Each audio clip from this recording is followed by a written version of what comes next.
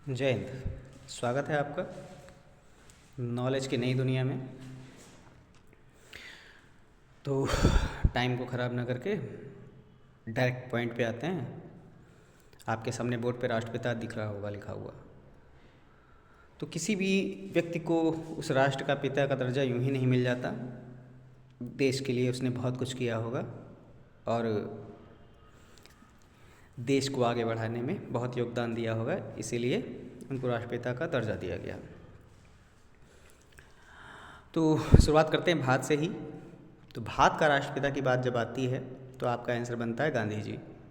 ये जितने भी राष्ट्रपिता लिखे हुए हैं ना बोर्ड पे 5, अधिकतर पेपरों में यही पूछे जाते हैं, इसलिए मैंने आपको ये 5 ही लिख करके बताए हैं और आप भी इनको नोट डाउन कर सकते हैं या याद रखने के लिए बार बार वीडियो को देख सकते हैं। तो भारत के राष्ट्रपिता की जब बात आती है तो महात्मा गांधी हो जाते हैं, गांधी जी। और महात्मा गांधी जो थे इनको राष्ट्रपिता सुभाष चंद्र बोस ने कहा था। सुभाष चंद्र बोस वही सुभाष चंद्र बोस हैं जिनका कहना था आज़ादी खून मांगती है, तो मुझे खून दो, मैं तुम्हें आज़ादी दूंगा। पड़ोस में चलते हैं पाकिस्तान।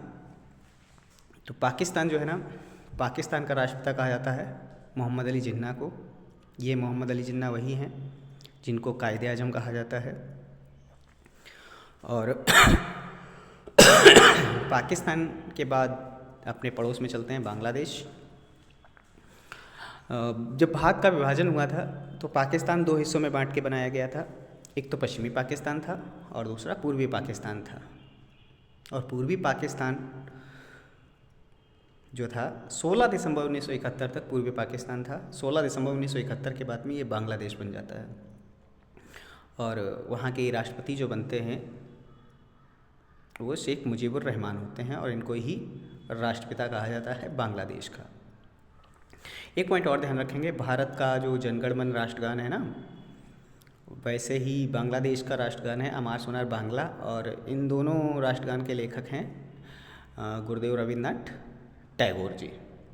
तो भारत का राष्ट्रगान और बांग्लादेश का राष्ट्रगान भी याद रखेंगे। एक ही व्यक्ति लिखने वाले हैं, कौन? रविन्द्रनाथ टैगोर, जिनको 1913 में साहित्य का नोबेल मिला था।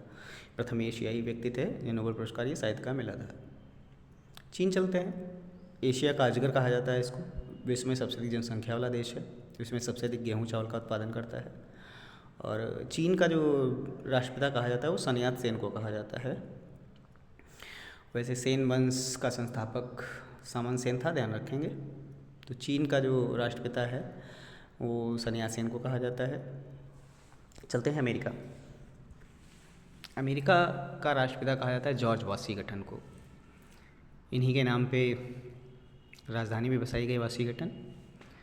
वहीं वाशिंगटन जो डीसी है ना, डिस्ट्रिक्ट कोलंबिया करके ऐसे लिखा जाता है, तो वहाँ पे विश्व बैंक का मुख्यालय भी है।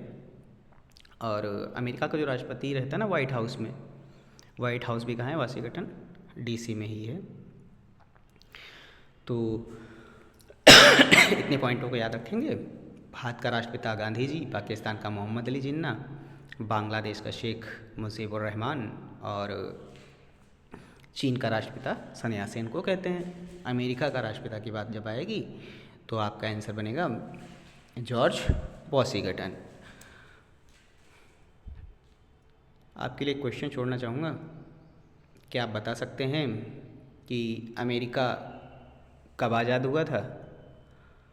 इस प्रश्न का जवाब दीजिएगा आप सभी लोग विदाउट गूगल। आपके पास 1400 ग्राम का दिमाग है ना, बहुत खतरनाक है। उसमें से जानकारियों को निकालने की कोशिश करिएगा। मिलते हैं अगले वीडियो में जानकारियों के साथ। तब तक के लिए जय हिंद, विजय हिंद। अपना ख्याल रखें, अपनों का ख्याल रखें, अपने सपनों के लिए जिएं।